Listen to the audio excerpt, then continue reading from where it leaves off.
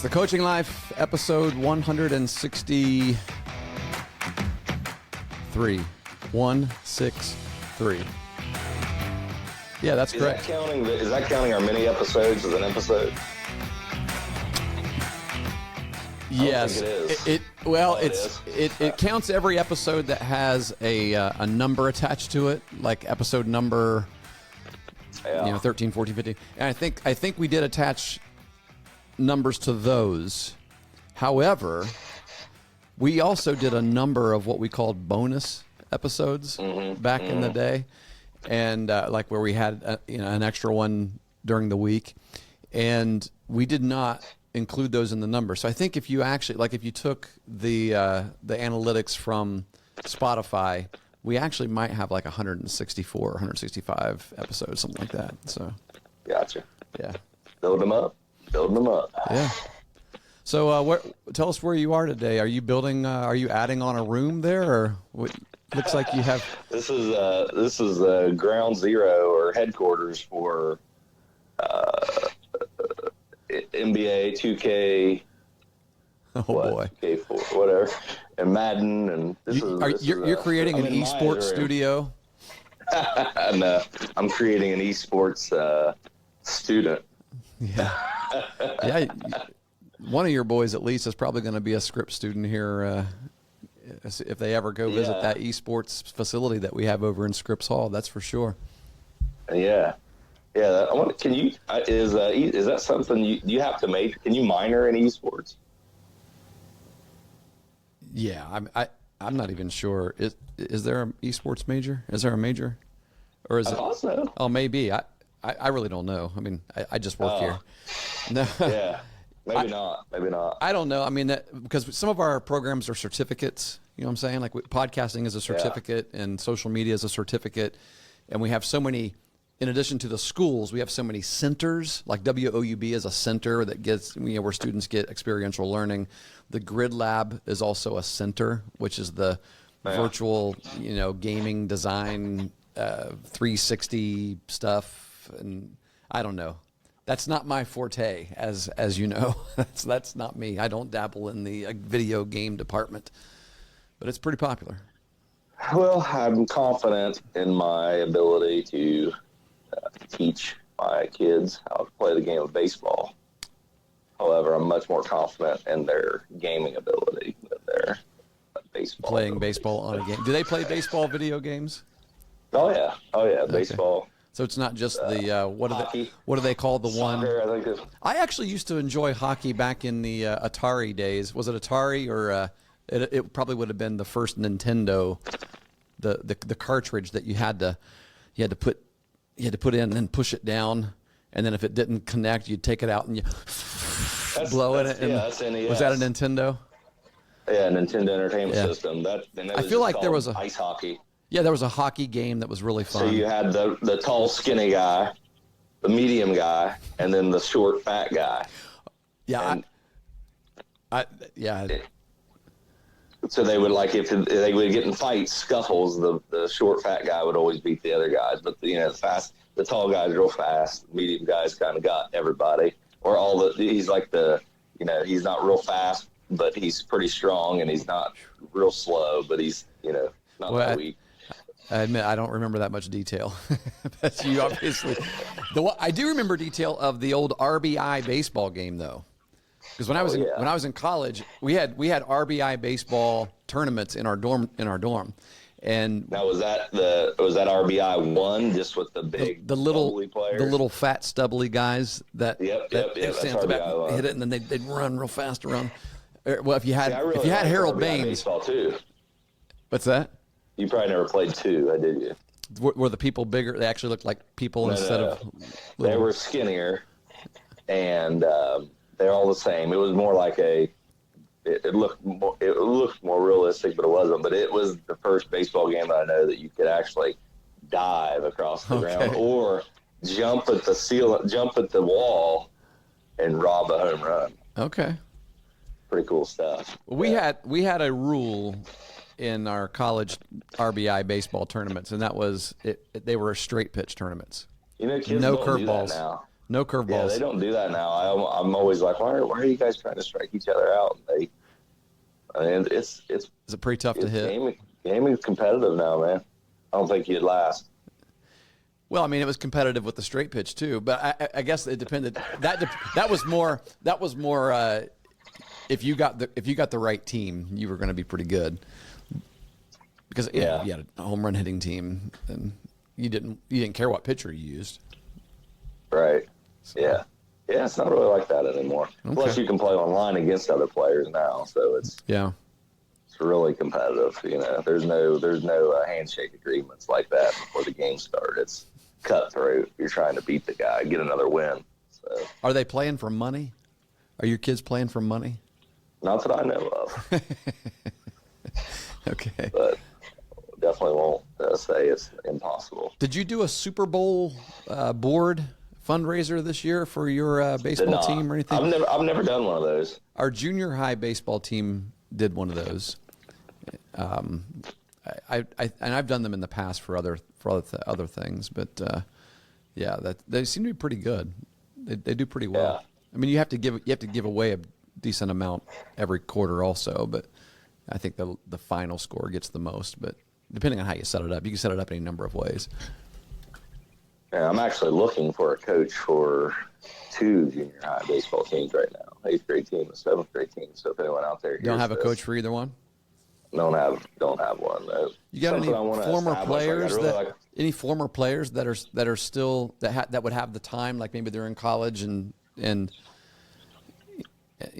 would they'd be able to help you out? I mean, it's difficult because of the Sandlot scheduling is kind of weird. They start games at like 5:00, and so you got to be there. Yeah, that's why I said like if they would have to be, college students or someone who doesn't have a job yet. I mean, I haven't reached out to everyone on the list, but not getting too many inquiries. That's for sure. So I'd like to find someone that could kind of run the program and build it up. Take it on as their own and that's really tough to find. I mean, it would be great. Sure. I hear you, but it's nobody aspires. Well, I shouldn't say nobody. It's not an aspiring, glorifying job to be a junior high coach of any sport, really. I mean, it really isn't. You're doing it right now. I do, but let me tell you this. I mean, it's fulfilling. Like if you enjoy coaching, then you're going to like it no matter what. You don't care what age it is. I guess some people care what age it is. I know exactly what you're saying. But you know what I'm saying? Yeah, I do. This is what I'm about to say is why one of the reasons I love this guy so much. Coach Tim Saunders, who coached a long time at Dublin Kaufman. Yeah, coached some Megs. Coached some Megs for a few years. Yeah. Ended up at Dublin Kaufman. Actually, I think he went to Indiana University. He was assistant coach for a while. Then went to Dublin Kaufman. He's in the state and the National Hall of Fame for high school baseball coaches. Mm-hmm. He is coaching junior high. Yeah, talking to him. Oh, he's doing that right now. Yes, he was doing that before. So he went to Dublin Jerome for a season. Oh, did he? Get things kind of together, help them out, and he was telling me he's planning on going back to junior high. He really loves the way that age group listens to him and are eager to learn and things like that. So there's what a great example we have. Yeah. As a society, an individual that has accomplished so much, is held in such high regard by so many great coaches, and he chooses now, to coach a junior high team so that he can share his knowledge. To go to a level that really, you're not going to get a lot of recognition for it, and that's why. Sure, right. So if that's why you do it, then you're not going to do it. But right. Oh yeah, sure, right. But try to get Coach Saunders on. Yeah, we should one day for sure. See if we can get him on air. Yeah, he and I had the opportunity. The last time I saw him was actually at Dublin Jerome, but it wasn't for any Dublin Jerome event. It was the what do they call the Central Ohio COYBL Central Ohio Youth Baseball League. It was their annual preseason coaches meeting, and of course that's a huge league. I mean, we're talking about it covers a large portion of our state. I mean, it's not just Central Ohio. There are teams from down here that go up and play. Yeah. And so they always have their meeting at one of those larger schools in their auditorium, and they always have guest speakers. And it was right after I had written Building Champions, and he said, you know, the guy Doug Hare, I think is who the guy was. I think is that last name right? I think that's right. I think he was the director. May still be. I don't know. Does that name sound right? It sounds very familiar. I think that's I'm wondering if he ran some tournaments or he was. Well, yeah, they run tournaments. Yeah, they run tournaments. It is him because Berliner. We reached out to Doug, or Doug reached out. Oh, and we were talking about yes, when we were talking, because I don't know if you listened to the podcast or if I sent an email up there and asked him to distribute it, and he was curious. He was curious about the podcast, wanting to listen because, you know, we were saying some things about how leagues and organizations needed to have an overhaul, and I think you know, when you're a president of a league or an organization, that could offend you at first thought, right? At first glance, and I said, just give it a listen, give these first 7 episodes a listen, and let us know if you're not on the same page. And he was, and so he invited me to come up and basically talk about my book, because he had. I think he'd maybe read it, or he at least glanced through it and saw that, you know, what the chapters were about and how relevant it would be to all of his, you know, the coaches in that organization. And so I had 15 minutes, and the speaker right before me was Tim Saunders. He had 15 minutes as well. Oh, great. And then they did their business stuff, and so yeah, they had a half an hour of guest speaking, and then they did their business stuff. But he invited me to set up a booth. Like, that meeting for that league is like the OHSBCA clinic beforehand. There's vendors out there and everything, and I'm like, well, I'll leave you some books if you want to sell them for me, but I don't need to set up a booth. Plus, it was snowing like crazy that day on my way home as well. There were accidents on 270 and all that, but it was a heck of a lot of fun. But anyway, that was the last time I actually I run into Tim, Coach Saunders. So good deal. I think he was coaching when Coach Danny T was a student at Meigs High School, and because Danny went to that state semifinal team. Was it semi, or did they go to the state championship in 1980? What would that have been? 76 was the last time. Then the previous, they made it in 76 and 96 to the state semis. Oh, well, no, Danny wouldn't have gone. Sorry, 76 they made it to the state championship. Championship. I'm pretty sure they were runner-up. Game that they lost. Yeah. They lost 1-0. So Danny's not that old. He wouldn't have been on the 76 team. And I don't think. But Tim must have coached Danny, though. Like, how long did Tim stay after? Just 4 years. He was just at Meigs for 4 years. I think it was in the 80s. So it might have been early 80s. I think that Coach Saunders was there. Yeah. But yeah. Oh, that was Coach Harrison. Coach Harrison went to the state. Yes. Yeah. Yes. Okay. Tim did actually. So Tim did coach Danny. That's the connection. That's how because when I was assistant Danny at Meigs back in 2001, we went up and scrimmaged Dublin Kaufman. It was like Coach Saunders' second or third year there, and did you play against Brady Quinn? You know what? That's a good question. I think you did. There's a good chance we did. They were pretty good. You did. Yeah, our kids from Meigs. He was a good pitcher. El Buzzy Fackler was on that team, and there were some good athletes on that Meigs team. But boy, they found out the difference between Division I, big school, big time school. Oh, the facilities were phenomenal too. Compared to what they were used to.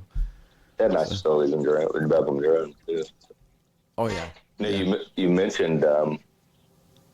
It's kind of funny how we get off on tangents and then say some relevant things. You mentioned how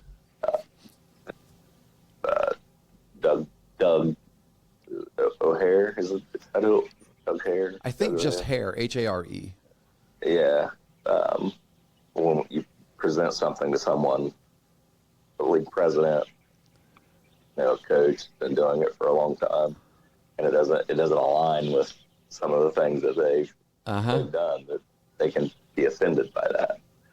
And I think that falls into this idea of, I've got this book here. I don't know if you've ever read this book. It's called The Coaching Life by Chris Stewart. But chapter 4. Not as many people have read that one. I will tell you that. Oh, I was talking the sales have not done as well on that one. No, but I love this. But I think this is written directly to coaches, whereas Building Champions, yes, and Building Champions is what is kind of fanned out from coaches, parents, players. And I'll be honest with you, Pat. I actually do really like this. Like, I've gone back through and read several chapters of this again, and I don't even remember writing some of it. That's kind of weird to say that, but I'm like, who wrote that? But I know that there are a lot of useful things in this, and I'm not trying to sell a book, but I'm actually considering doing this because I think I jumped the gun in putting Building Champions out there because I continued to write after doing that, and that's why this one came out. And yet when people choose to buy a book from me or one of my books, they see that Building Champions has done better and they buy that one. That's the first one. The cover's pretty cool. It's got that baseball picture, but I've actually considered doing a second edition of Building Champions and including not all the chapters from this, but including several of the more impactful chapters from Coaching Life in that book, and then re-releasing it as basically one book instead of, because really the Building Champions actually still sells. I mean, I get from the publishing, I get monthly statements of how many books sold. This one does not sell as much. This one is kind of you could get this really cheap right now, actually, on Amazon, I believe. I think the last time I saw it, it was down to maybe $7 or $8. So, yeah, okay, yeah, that's highway robbery. I look at this Thank you, buddy. Like, there's some books that that I keep handy, and this is one of them that I go back to. Cool.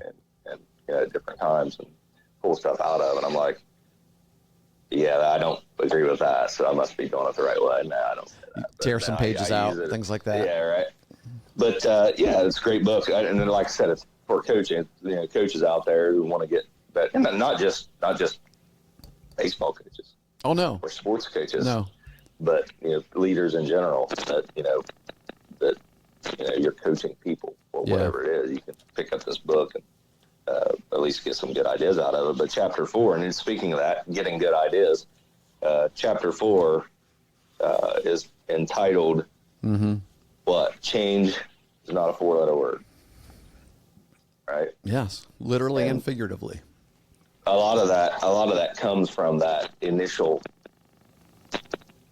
that statement is kind of built around this idea that if you hear something that challenges you, something that you believe or have done, that you immediately are offended by that, what you hear, and you want to defend yourself to it, as opposed to, listening and reviewing and evaluating, and possibly incorporating that, changing to that, or just using it to help you to continue to grow.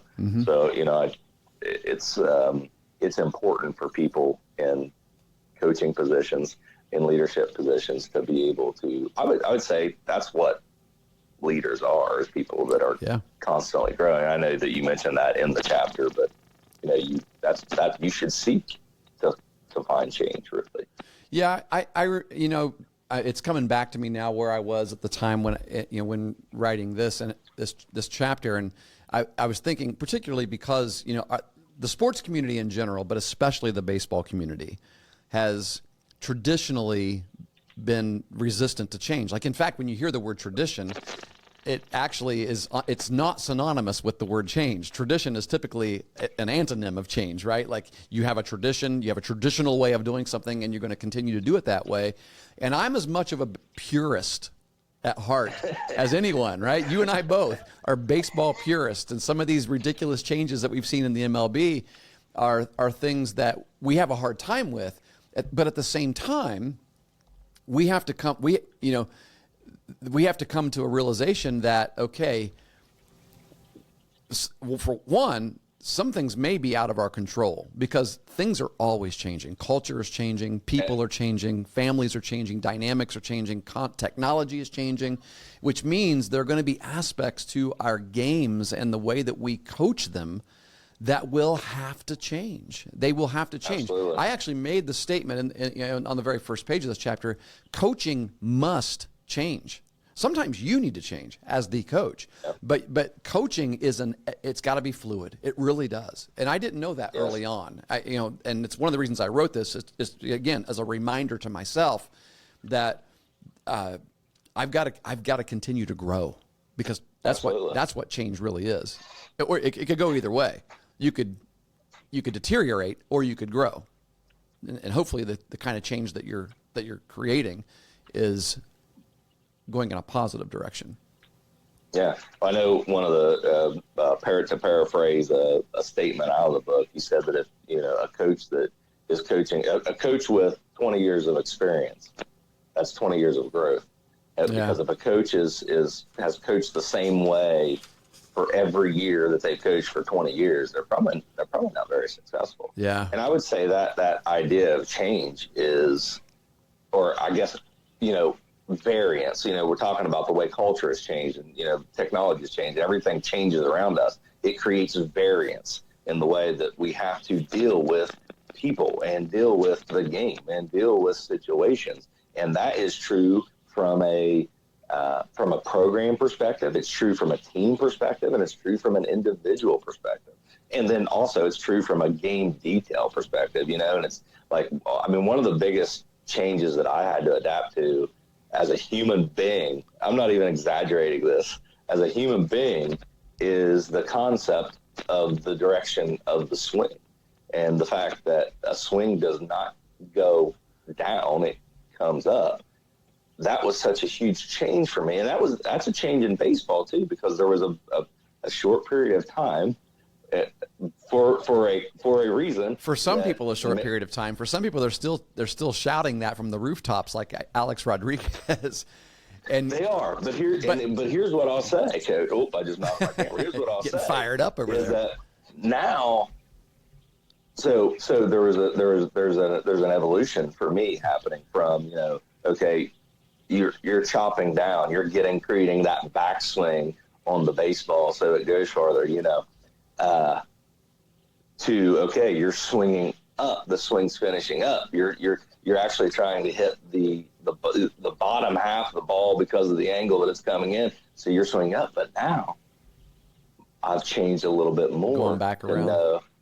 Well, not everyone needs to hear the same that story. Thing. Yeah. You know what I mean? There may be kids that need to hear, hey, see the top of the baseball, swing down, feel yourself swinging down on the ball. And I think that's what A-Rod is doing. Yeah, and I think I've absolutely. even heard him kind of adjust the way that he explains that in recent years, to where he's basically saying that's what you feel, right? You can't feel yourself coming from here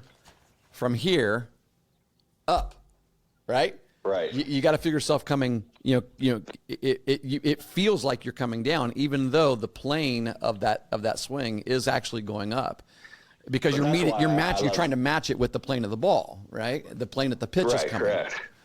Yeah, but that's why I like Kevin Wilson so much, because I think his approach to hitting instruction is just amazing. Yep. What do you feel? Because tell me what you feel. Exactly. He's talking. Okay, I'm going to teach him this hitter. Yep.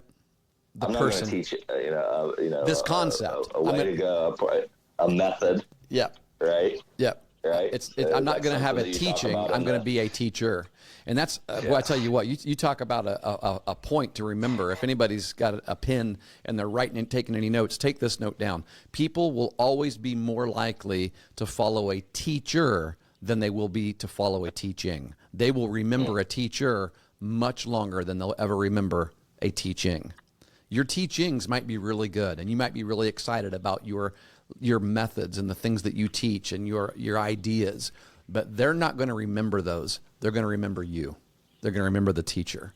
And that's the difference maker. You ask any of these students in this university who their favorite professors are, it's the people that they remember. It's not the lessons. There are some lessons that are really good that they'll remember, but it's usually the person behind those lessons as well. And that's why Kevin Wilson is so appealing. Yeah, I agree. And it allows them to go back, when it gives them that focal point of who the person is, who they were, and to be able to remember what they were able to take from those people. Yeah. I think that's a secret to, grief when you lose a loved one, is being able to focus on who you remember, who that person was to you and what they brought to you. That's a great point. That's how you're drawn. Like, so often we remember that person, but because of the loss, it hurts us so much. Yeah. And, it's gratitude over anxiety, right? Gratitude over, disappointment that, you think of the good things that person brought you, but it's easier to remember those things when you have that individual that you really like and that that you're drawn to. So that's Jesus's way of doing things, right? Yep. Jesus loves people. Always comes back to him for us, doesn't it? Yeah, right. There's a reason for that. He did great things. Did he do great things so that people could know how great he was? No, he did it because he loved people and he wanted them to love him, right? Yeah. And why did he do that? Because he has something that he wants to give everyone that loves him. Yeah. But he knew that he just couldn't make them do it. He couldn't force them to do it. He had to bring them with him. Yeah. So that's good word. It's that servant attitude. But yeah, how do we get there, right? So we mentioned methods and principles. Well, we mentioned methods. I want to go back to that quote that you referred to at the beginning of this whole little segment, because the experience. Yes, the actual quote has been attributed to a handful of different people. I think the Stephen Covey might have been the last one that I saw, the one that I see most often. But the quote is, some people say that they have 20 years experience, when in reality they have 1 year's experience repeated 20 times. And I think the way I paraphrased it in the book was, there's a difference between 20 years experience and the same experience 20 years in a row. And there are people who say, I've got 20, I should get this job, or I should be this person because, I should be in this role because I've got 20 years experience. But you got to ask yourself, do you really have 20 years experience, like of continuing to move up, continuing to grow, or do you have you been doing the same thing for 20 years? Because that's different. That's different.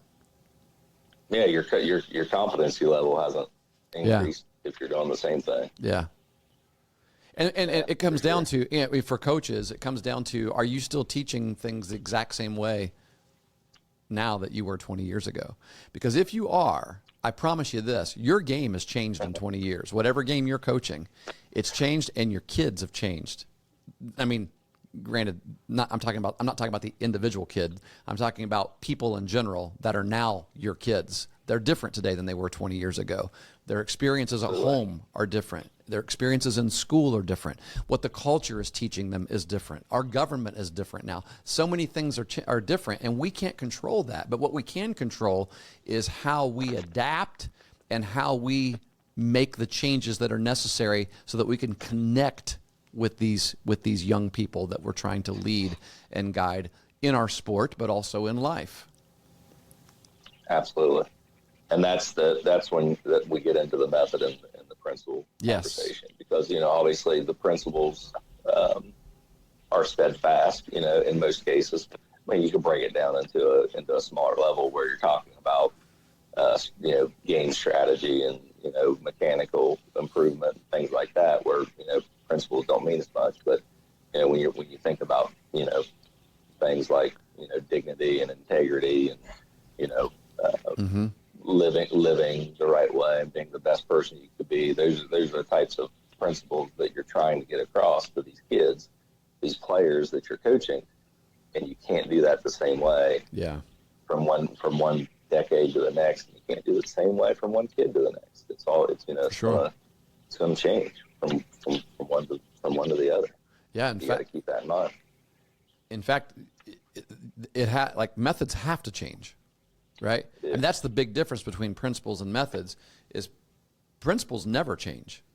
Like if you're operating on a principle, it shouldn't change. Like you should be strong in your principles.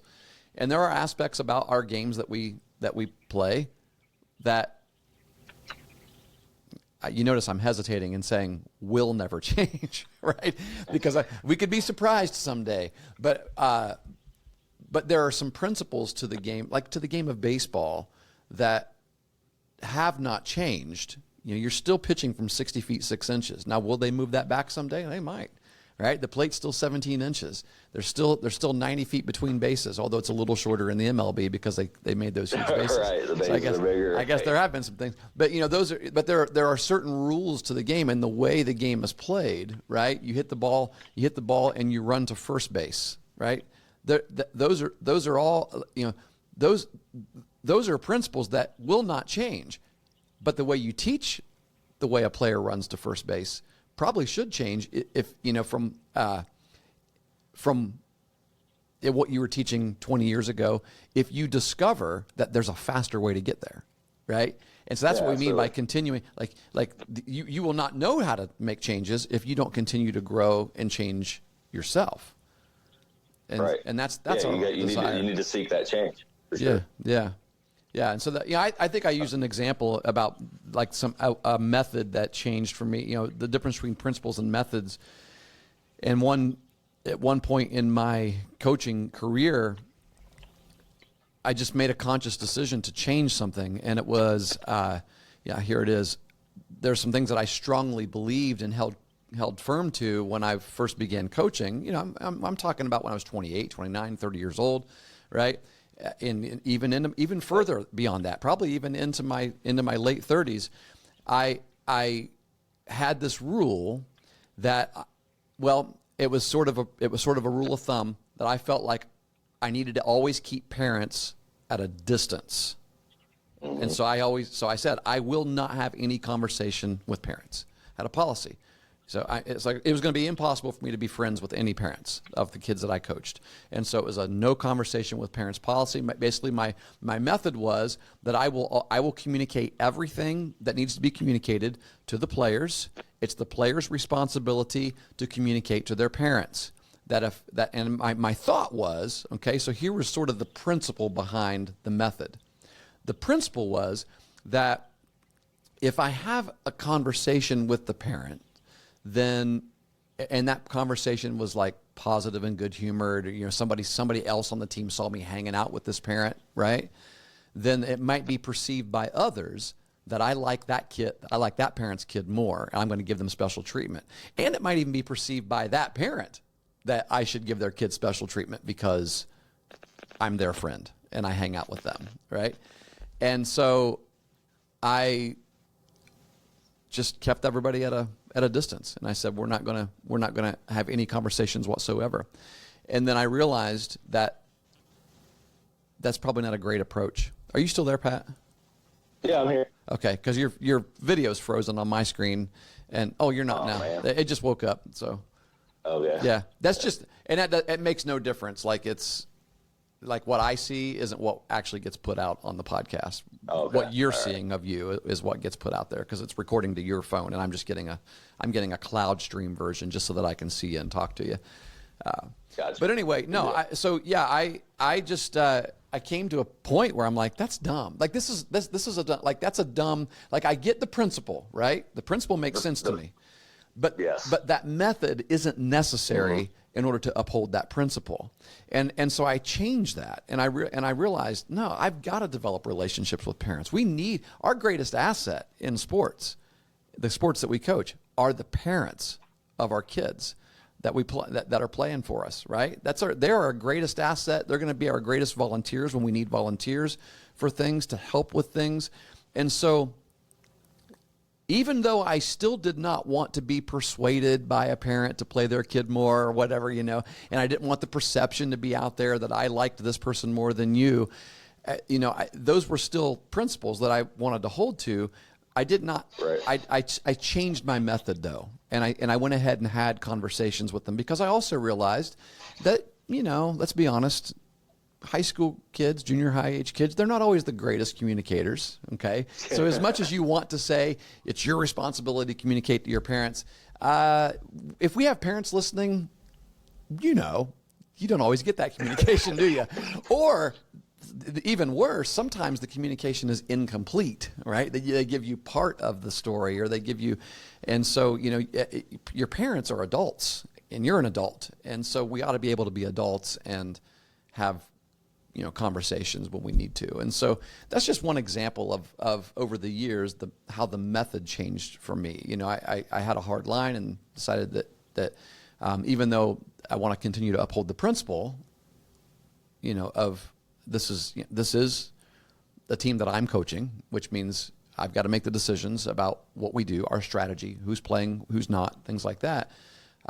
Yet I really value you as mom and dad of this child who's playing on this team as well, and we really need your support in every way of this team. We know that we have your support of your child. Like there's no. I mean, I guess it's not always that way, unfortunately, but for the most part, the parents are going to support their individual child. We need your support of the team, and there's no way that you're going to be able to build that if you don't talk, if you don't have conversations, if you don't communicate. Yeah. Yeah. So that that's a principle in itself. Trying to of wanting to create that type of unity. Yeah. Amongst parents of the team. So that everyone is going in the same direction. So that so there you go. You're thinking, well, how do I do that? Yeah. And at the same time, maintain this principle of not appearing as if I'm favoring one kid over another because of a relationship I have with their parent or grandparent or whatever it is. You have to adapt to it. Yep. So that's something that you evaluate as you go through the season or seasons, and you think about what you can do to make each one to maintain each one, but at the same time allow each one to coexist. There's so many examples of these things. I think you can't even. That's why if you think about if you haven't changed coaching in a number of years, it's almost impossible to do that if you're striving to be the best that you can be, because there's always going to be something that you think you could have done better, and that has trickles down to impact other things. Well, there's a good chance if you haven't changed in many years of coaching that you're frustrated right now. And then you might be thinking about getting out of it, right? Because you will if you the kids don't listen, right? They're not the same. Exactly. I can't connect to these kids anymore, right? They're not the same. They won't listen. They won't.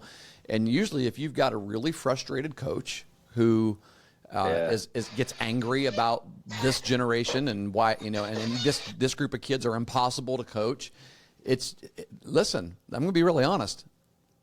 I get it. I totally get it. But we still got to find a way. We got to find a way. So. And so that means, here's the answer. It's Jocko's answer. Good. That gives me a chance to grow too, and find a way that I can connect with people of a new generation and inspire them to be the best that they can be. Rather than just throwing up your hands and saying it's somebody else's job. Look in the mirror and say, maybe the issue is mine. I don't like where we're going. Like, I don't necessarily like where the culture is going. You're becoming older and you're getting a little set in your ways. But if you still have the passion and the desire to coach, then you have to change. You have to make changes. You got to make adjustments. There are going to be things that you've got to do differently than what you really. So ask yourself: Is this a principle or is this a method? The way I talk to my church about it I said, as Christians, as churches, we really need to realize that there are things that we believe, and there are things that we believe and hold fast to, and there are things that we value, that we enjoy doing, but other people might do them differently, and that's okay. And I think for years, one of the big problems in the church was that we felt like there was a whole bunch of things in this closed fist hand. So I call it closed hand versus open hand. In the closed hand are essentials. These are things that we've got to believe, or you can't. I mean, you can't say you're a Christian if you don't hold on to these things, right? And they're not as many things in that fist as what historically the church has tried to put in there, right? It was the whole issue of the New Testament. The Pharisees and the Sadducees and the religious people tried to put a whole bunch of things in there that didn't belong there, and Jesus said no. There's freedom in these areas. You might want to do things this way. That's great. You got the freedom to do that, but somebody else may not want to, right? And so in that chapter, in fact, I think I liken it to ice cream. The sports that we coach, right? The sports that we coach are like ice cream. They're awesome. I love baseball is ice cream, and there are a lot of ways. There are a lot of flavors out there. Flavors of teams, flavors of methods, right? Flavors of, and you might not prefer one flavor over, like everybody has their preference for how they're going to do things. Every team has its own feel to it, right? Its own flavor. And you might be like, oh, I hate that. I hate Rocky Road and mint chocolate chip. Can't we just do vanilla, right? Why can't we just do vanilla? Well, that's great. You like vanilla, but here's the thing, bud. It's all ice cream. Ice cream is good, right? It's ice cream. And that's what we have to remember, is that sometimes it might just be a different flavor than yours. Travel ball is a flavor. High school ball is a flavor. Recreation ball is a flavor. Club ball is a flavor. And but we're all coaching ice cream. It becomes even more granular than that. It does. By person. Like how do you eat it, right? Like if, exactly. I tell you, one quote that I had in here, I talked about how it's all coming back to me now.